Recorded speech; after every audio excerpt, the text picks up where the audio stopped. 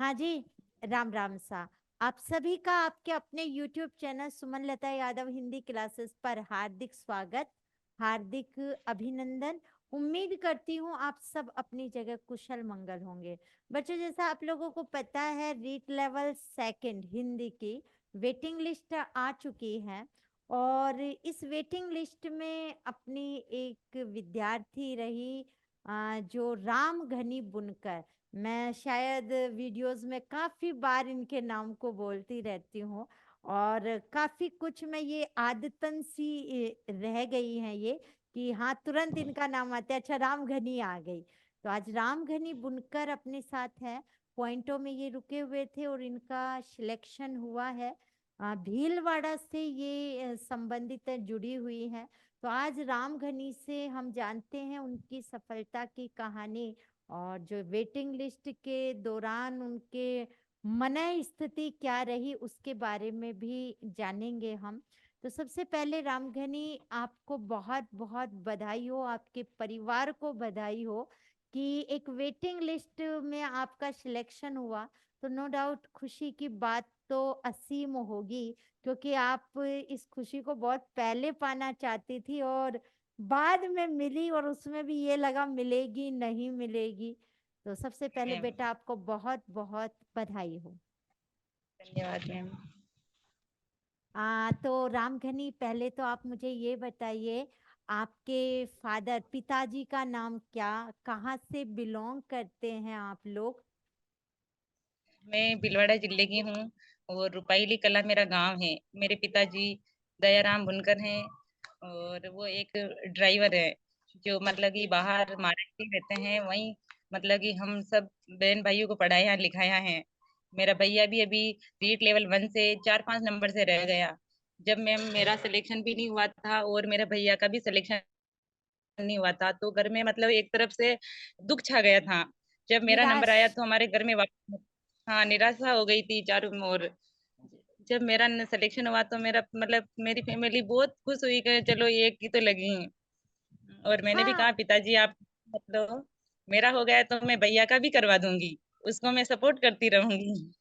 देखो सबसे बड़ी बात ये है कि ड्राइवर होकर उन्होंने अपने बच्चों को पढ़ाया है ना। वो ये मानते हैं कि मेरे तरह मेरे जो बच्चे हैं वो अपने उद्देश्य को अगर सही से प्राप्त करेंगे तो ज्यादा बढ़िया होगा, क्योंकि प्राइवेट सेक्टर में वो जितनी मेहनत कर रहे हैं शायद उन्हें वो सब चीजें नहीं मिली होंगी। ड्राइवर हैं, सारा समाज देखा होगा, तो उन्होंने आप लोगों के लिए शिक्षा को चुना होगा। तो रामकनी, आपका विवाह कब हुआ? देखो मैम, मेरा विवाह तो मेरा बाल विवाह हुआ था 2003 में ही हो गया था। ओके। लेकिन जब मैं 18 वर्ष की थी तब मेरा बीएड में सिलेक्शन हुआ था। तो फिर मैंने पिताजी को बोला था कि भाई आप तो भैया की पढ़ाई करवाओ, मेरे मतलब कि ससुराल वाले को बोल दूंगी भाई मेरे गहने मत करवाओ और मेरे को बीएड करवा दो। तो फिर यहाँ पे आई, यहाँ पे भी आ गई थी। तो फिर ससुराल वाले का थोड़ा माहौल नहीं था तो मेरे हस्बैंड ने कहा कि मैं करवाऊंगा बीएड। तो बड़ी मुश्किल से मेरे को बीएड भी करवाया था अच्छा, तो 2015 में। मतलब मैं ये कहूँ कि आपने पढ़ाई को, शिक्षा को जीवन का सबसे बड़ा गहना माना, और चूंकि यस आपकी मैम। पढ़ने की इच्छा थी, घर वाले, परिवार वाले आपकी बीएड नहीं करवा सकते थे। विवाह, बाल विवाह, हाँ, हम मानते हैं आज भी बाल विवाह चल रहा है, लेकिन आपका गोना नहीं हुआ। गोना आप जब हो गए पूर्ण रूपेण 18 वर्ष के, उसके बाद हुआ। हाँ तब। और उस समय हाँ आपने अपने ससुराल वालों को ये जिम्मेदारी सोची देने की कि मैं गहने नहीं बनवाऊंगी, आप मुझे गहने मत डालना, उसकी जगह मुझे मैम, बीएड करा दो। और आज मैम बिना गए नहीं हूँ। अच्छा, और आज मेरे बिना गहने हो। लेकिन मैं कहूंगी रामधनी, अब आप ये मान लो आपको नौकरी रूपी जो गहना है ना, वो इतना अच्छा मिला है बेटा। आपने जिस शिक्षा को चुना ना, उसने आपके जीवन को नहीं बल्कि अपने परिवार को, माता पिता को, आज सभी को ये मान लो खुशी के गहनों से भर दिया है। आप कुछ हाँ बता रही मैम। थी गले के बारे में, नहीं ये पहना। तो वैसे नकली है। और अच्छा। और मेरे मतलब कि हस्बैंड ने पूरा सपोर्ट किया। अगर आज उन्होंने वह सपोर्ट नहीं करते तो शायद मैं इस जगह नहीं होती। क्योंकि मैं भी अच- खेती बाड़ी का काम करती थी मैम। मैं नरेगा में वो 100 दिन भी वो भी पूरे भरती थी, पढ़ाई करती थी, बच्चों को संभालती थी। 2 बच्चे मेरे, इधर आना बेटा, दोनों अच्छा, बच्चे, ये भी दो बहुत बच्चे। परेशान। बेटा बैठ नीचे, नमस्ते करो, प्रणाम। हेलो। ओ, नमस्ते। कैसे बड़े। नमस्ते बेटा, नमस्ते। तो कैसी चल रही है पढ़ाई चुन्नू मुन्नू की? तो मैम सबसे पहले है ना 2015 में मेरा बीएड में सिलेक्शन हुआ।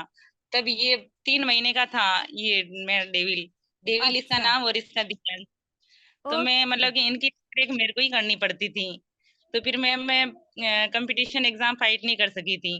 लेकिन 2018-19 में फिर मैंने सोचा कि भाई मैं अगर बीएड कर ली, एमए कर ली, और अगर इसको मैं काम में नहीं लूंगी तो सिर्फ ये एक मात्र डिग्री बनकर रह जाएगी। तो फिर बिल्कुल मैंने सही सोचा कि बात अगर है। मैं नहीं पढ़ूंगी तो मैं एक उदाहरण बन जाऊंगी, क्योंकि आने वाली पीढ़ियां भी बच्चों को नहीं पढ़ाएगी, बोलेगी कि भाई वो एक उसने बीएड की जो खेतों में काम कर रही। सबसे पहले मैंने ये सोचा था। तो फिर मैंने 19-20 से डिसीजन ले लिया भी मेरे को तैयारी करनी है। फिर तो मैम कोरोना भी आ मतलब गया था। आपकी सोच शुरू से बहुत सही रही और आप ये सही कह रहे हो। आज भी हमारे गांव में ऐसा होता है, क्या करोगे पढ़ के, देख उसने ये पढ़ा हुआ है, ये डिग्री पाई हुई है, क्या है, घर में रह करके चूल्हा चौकी तो करना है। तो आप उस परिधि में बंधना नहीं चाहती थी कि पढ़ाई की है तो उसका सार्थक होना जरूरी है। मैम तो भी जीवन में मतलब संघर्ष बहुत किया, बहुत कुछ बर्दाश्त करके और बहुत कुछ नजरअंदाज करके मैम। अगर वो दिन हाँ। याद करूँ तो आंखों में आंसू आ जाते हैं मैम। नहीं बेटा, ये तो बिल्कुल सही बात है, क्योंकि आप जैसा कह रहे हैं कि परिवार में कोई भी ऐसा नहीं होगा जिसने साथ दिया हो, आपके पति देव ने साथ दिया। ये आप मानो आपकी खुशकिस्मती। हाँ मैम। लेकिन मेरे गांव का सपोर्ट पूरा फुल था मैम। ओके, पीहर पक्ष का और पति देव का। हाँ। तो इन्होंने क्या कहा और पति देव ने? नहीं, मेरे पतिदेव ने तो मेरे को बोला कि भाई जो भी मतलब कि तेरे को वहां तक पढ़ाऊंगा जहां तक तू एवरेज नहीं होगी, तू तो बस पढ़ाई कर, कोई बात नहीं, तेरा इसमें सिलेक्शन नहीं नहीं हुआ है तो तू आगे और तैयारी कर। बस मेरे ओके, को ये ऐसे ही बोलते थे। मतलब आपको निराश नहीं होने दिया इन्होंने। वो तो अब भी बोलते हैं कि अभी तेरे को आगे भी तैयारी करवाऊंगा, अभी रुकना नहीं है तेरे को। ये तो बहुत अच्छी बात है। बहुत कम लोग होते हैं जो साथ देते हैं, है ना। और आप उन खुशकिस्मतों में हो। आप ये मान लो कि सारे दुख एक तरफ हैं जीवन के, और अगर पति देव साथ नहीं देते तो शायद ये जो आपकी उम्मीद है लगने की, वो शायद इतनी आसानी से पूर्ण हो भी नहीं पाती, क्योंकि घर की जिम्मेदारी वगैरह का निर्वाह करना जरूरी है। हाँ, लेकिन मेरे हस्बैंड का फुल सपोर्ट रहा, इसलिए तो मैडम मतलब कि कोई भी फॉर्म भरवाना हो, किताबें लानी हो। 1 मिनट।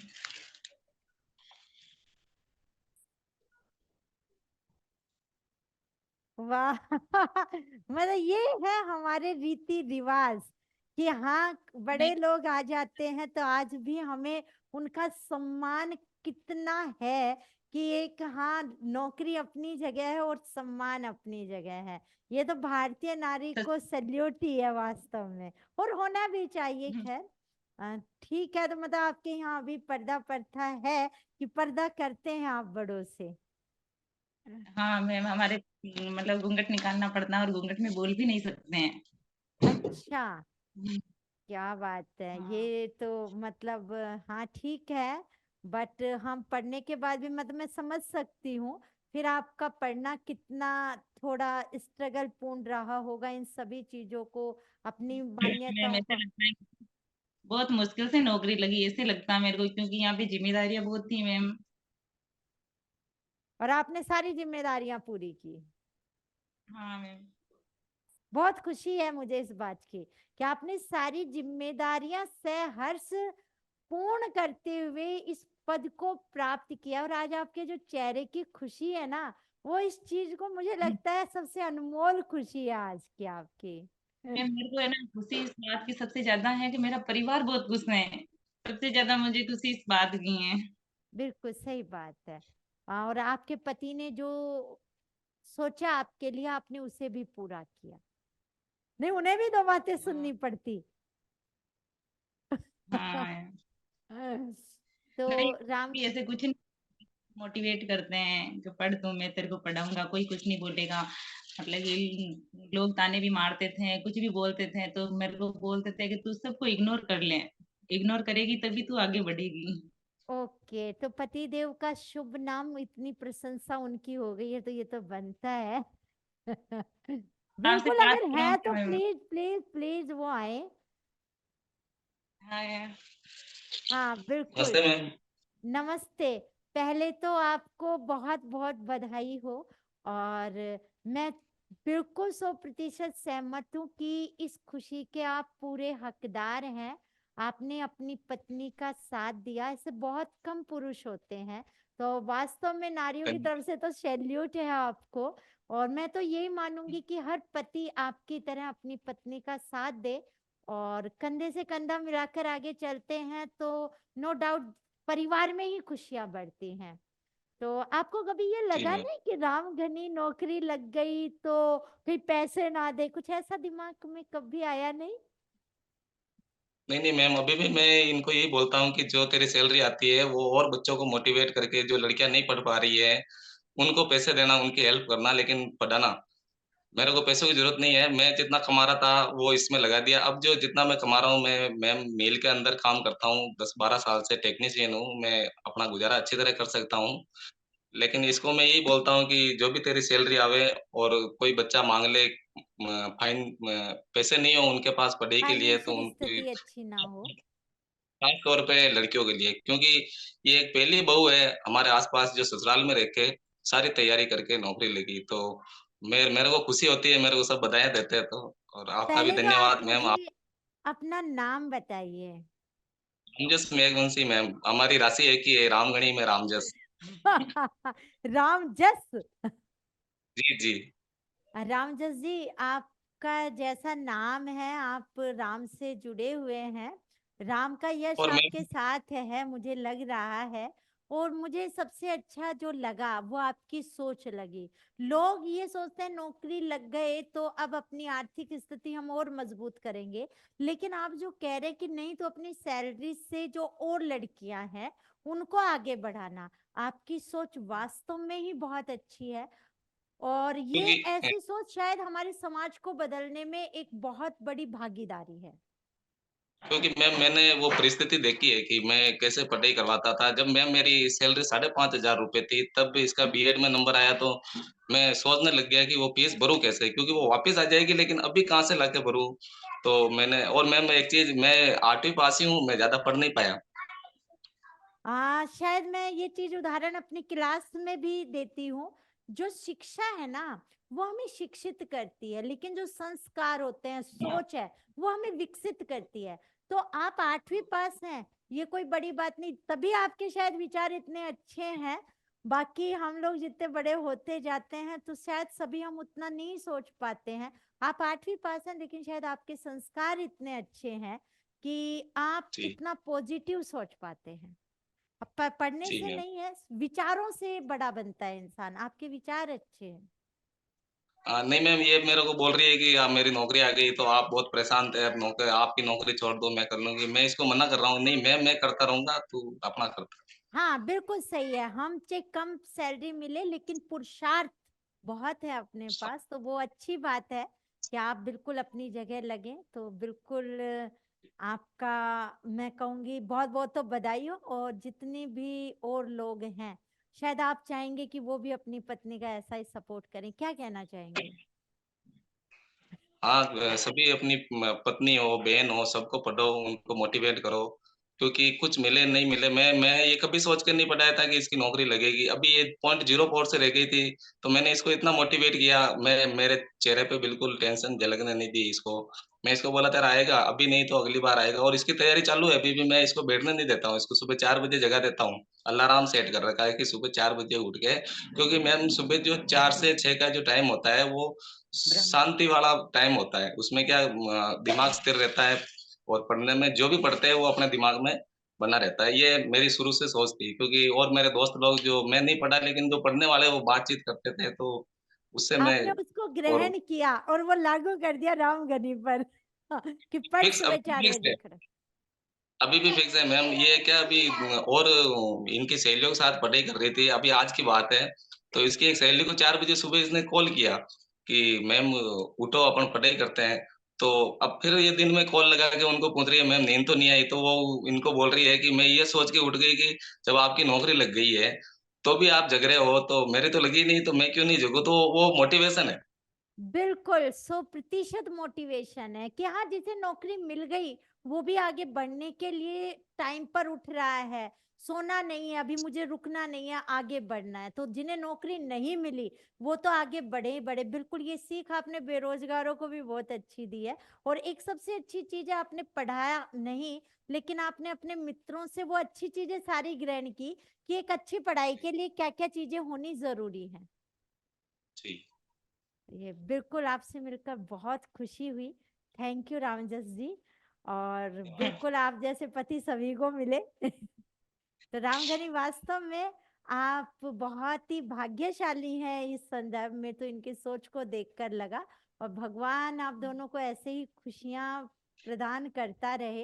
रामगनी, अपना शेड्यूल बताइए। वैसे तो उन्होंने बताया आपने कैसे तैयारी की, लेवल सेकंड की क्या क्या किताबें पढ़ी, जीके कैसे तैयार किया, क्योंकि सभी बच्चे ये जानना चाहेंगे अब। मैम देखो, सबसे पहले जब मैंने 19-20 में तैयारी स्टार्ट की थी तो मेरे को कुछ पता ही नहीं था, तो मैंने उत्कर्ष का ऐप लिया था। उसमें से मैंने नोट्स बना लिए थे और वही पढ़ती थी। और हिंदी में आपका मतलब कि जो यूट्यूब पे क्लासेस थी वही देखती थी। लेकिन फिर लास्ट में मेरे को पता चला कि भाई आपकी भी बुक है, तो फिर ये वाली बुक लेके आई थी। सिर्फ ये पढ़ी थी और वो 9वीं से 12वीं वाली वो ये दोनों बुक्स पढ़ी थी हिंदी में। ओके। लेकिन इसका मेरे को ये उदाहरण शायद जिंदगी भर याद रहेगा। लोकोत्तर वाला वो रोंग भी नहीं होता, करती भी नहीं, तो भी मतलब 1/3 अंक नहीं करता तो मेरा सिलेक्शन हो जाता। अच्छा, इसमें आपका नंबर कटा। नहीं, समास समास समास जो मैम, का क्वेश्चन था। हाँ वो लोकोत्तर था जो लोक से उत्तर मतलब परे उत्तर वो धीरे था, लेकिन अपादान करना था और मैंने करण कर दिया। फिर आपकी बुक में से देखा तो मैंने सोचा अरे बाप रे, और वो पहला लिखा ही हुआ है फिर क्वेश्चन भी है। पहले ही नंबर पे है लोकोत्तर।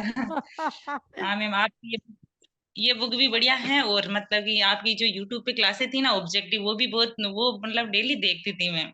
हाँ, तभी तो मैं कह रही हूँ, तेरा नाम बहुत अच्छे से याद हो गया, रामगनी बुनकर। बहुत वो तो अच्छे लाइव कभी से। आती थी मैम, लाइव आती थी कभी कभी, इसलिए आपको नाम याद रह गए, बाकी रिकॉर्डेड ही देखती थी मैं। हाँ, इतना टाइम नहीं मिल पाता जिम्मेदारियों के अंदर। तो हाँ मैम, आप आ, वो भी आपने खाना खाते थे देखती थी। हाँ, पहले आप बोलिए। फिर खाना बनाते हुए देखती थी आपकी क्लास। अच्छा, खाना बनता रहता था और क्लास देखते रहते थे। कितने घंटे फ्री पढ़ते? टाइम मैम, घंटों का तो कोई नहीं था। कभी 2-4 घंटे हो जाते, कभी 5-6। घर का काम करते फ्री होते ही पढ़ने बैठ जाती, मतलब टाइम वेस्ट नहीं करती, क्योंकि फिर मेरे को टाइम तो मिलता ही नहीं था। घर का काम भी करना होता था। कहीं मैं वो नरेगा चलती थी ना मैम, वहां पे भी जाती थी। फिर वहां से आती, बच्चे स्कूल में रहते 2-3 घंटा, तब मैं कॉपी किताब से पढ़ लेती थी। जब काम करना होता, कपड़े धोने होते, खाना बनाना होता, बर्तन मांजने होते, तो फिर मैं ना ऑब्जेक्टिव ऑब्जेक्टिव क्लासेस देख लेती थी। जैसे यूट्यूब हिंदी में वाले। देख, हाँ हाँ। यूट्यूब वाले जैसे हिंदी में देखनी तो आपकी देख लेती थी। और जैसे उत्कर्ष में उनके मतलब जीके की देखती थी तो वो देख लेती थी। समझ गई। तो मतलब आपने सेल्फ स्टडी की, नोट्स बनाए आपने, जो मतलब वहां से जो कोर्स लिया उसका, जीके का भी, और आपने अपनी हम्म, तैयारी चालू रखी। हाँ मैडम, नोट्स बनाने से मतलब एक आधार मिल जाता है। बाकी फिर यूट्यूब से अपन कितनी क्लासें अपन मतलब जो बढ़िया है, जैसे हिंदी में तो सिर्फ आपकी बेस्ट लगी मेरे को। और दूसरे में मतलब कोई भी अच्छी क्लास देख लेती थी और बस उसके ही क्वेश्चन आंसर देखती थी। हाँ, और जो चीजें अच्छी लगती थी फिर उन्हें आप नोट डाउन कर लेते थे। डाउन कर लेती हाँ, थी। जिससे वो हमेशा के लिए आपके पास रह जाए। और व्याकरण में तो सिर्फ ये दोनों किताबों के अलावा मैंने कुछ भी नहीं पढ़ा, बस आपकी क्लासें देखी और बस।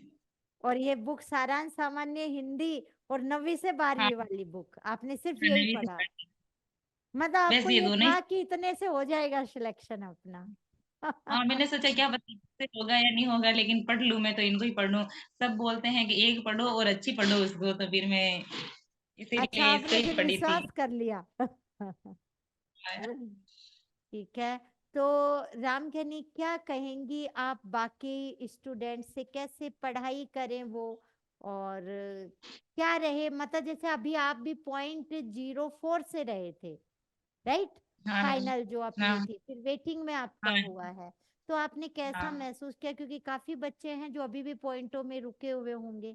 आपको तो मिल गई नौकरी, लेकिन वो अभी भी पीछे हैं, तो उन्हें भी दुख हाँ हो मैम, रहा मेरे को होगा। भी दुख होती है। जैसे मेरी वो किरण है ना, किरण मेरी हाँ, फ्रेंड है, किरण हम दोनों है, हाँ। तो दोनों आप साथ में क्या ही तैयारी। कहना चाहेंगे सभी से? मैं सबसे यही कहना चाहूंगी कि अगर ईमानदारी से मेहनत की तो आपका सिलेक्शन जरूर होगा, आज नहीं तो कल जरूरी होगा। निराश नहीं होना है, निराश नहीं होना है। बस आगे बढ़ना है, राइट? यस, आगे बढ़ते रहना है, क्योंकि मैंने भी 2-4 साल से लगातार मतलब कि विश्वास बनाए रखा, कोई बात नहीं, इस बार पेपर रद्द हो गया है तो अगली बार होगा। और इस बार भी मैं पॉइंटों से रह गई थी, फिर भी मैंने सोचा कोई बात नहीं, मेरे में धैर्य की कमी है, इसलिए भगवान परीक्षा ले रहे हैं। क्योंकि मेहनत मेहनत की, ईमानदारी से अंदर से आवाज आती है कि भाई मेहनत की है भगवान मैंने, तो सफलता भी मेरे को मिलनी चाहिए। तो जरूर सफलता मिलती है, मेहनत व्यर्थ नहीं जाती मैम। ये तो बात तो मैंने कभी नोट की है। आप निराश अगर हो जाते हो, तो आपको मोटिवेट आप फिर कैसे होते हो? मतलब निराशा तो ना कभी जैसे रिजल्ट आया होगा, वो फिर पता चला मैं सिर्फ इतने से रह गई, दुगना होने के बाद में फिर इतने से, तो नो डाउट एक टाइम तो ऐसा होता है जब हम बहुत निराश होते हैं। हाँ मैम, निराशा तो होती है अगर पॉइंटों में रह जाते हैं, लेकिन फिर ये भी विश्वास होता है कि चलो इसमें अपन पॉइंट से रहे नौकरी लगने में, तो फिर अगली भर्ती में तो 100% हमारा हो जाएगा, ऐसा महसूस होता है। तो फिर वापस से लग जाते हो। हाँ मैम, फिर वापस तो लगना ही है, जब तक मतलब कि मंजिल नहीं मिलती तब तक तो बस पढ़ते रहो, एक दिन वेरी जरूर मिल गुड। ही जाती। बिल्कुल, मंजिल ना मिले तब तक चलना है। तो आगे के यस लिए मैम। रामधनी क्या सोचा है बेटा? आगे के लिए तो मैम सोच रही हूँ कि डायरेक्ट फर्स्ट ग्रेड की करूँ तैयारी। गुड। ले, लेकिन मैम मैं ना फर्स्ट ग्रेड की करूँ, लेकिन मैंने हिंदी में अभी प्रीवियस पेपर अभी दिए थे, और क्या पता अगर फाइनल के एग्जाम दूं उससे पहले अगर फर्स्ट ग्रेड का एग्जाम हो जाए तो। मैम आप बताओ ना, फर्स्ट ग्रेड की करूँ क्या? नहीं, आप फर्स्ट ग्रेड की तैयारी करो, और चूंकि आपका लेवल सेकंड से सिलेक्शन हो गया, आप फर्स्ट ग्रेड हाँ तैयारी करोगे, और लेवल सेकंड में मेथड वगैरह आपने पढ़े हैं, अगर आप थोड़ा सा उन पर बाद में फोकस कर लोगे तो सेकंड ग्रेड का सिलेबस अपने आप ही क्लियर हो जाएगा। थोड़ा ही मैम डिफरेंस है, वैसे, ज्यादा अंतर नहीं है। हाँ 20-30% ही अलग है मैम, बाकी सेम है। हाँ, इसलिए आप वो भी क्या है कि आपने व्याकरण बहुत अच्छे से पढ़ा हुआ है, और हाँ। आपका मेथड भी बहुत अच्छे से क्लियर है, तो आप हम्म, बहुत आराम से सेकंड ग्रेड को फिर निकाल सकते हो। तो लगो तो बिल्कुल फर्स्ट ग्रेड की तैयारी में, उससे क्योंकि आगे सेकंड ग्रेड पर भी आप रुकने वाले तो हो नहीं, फर्स्ट ग्रेड तो है ही हाँ फिर मोटो। तो अभी से आप फर्स्ट ग्रेड की सोचो, बिल्कुल तैयारी पर लगो, ठीक है ना? हाँ।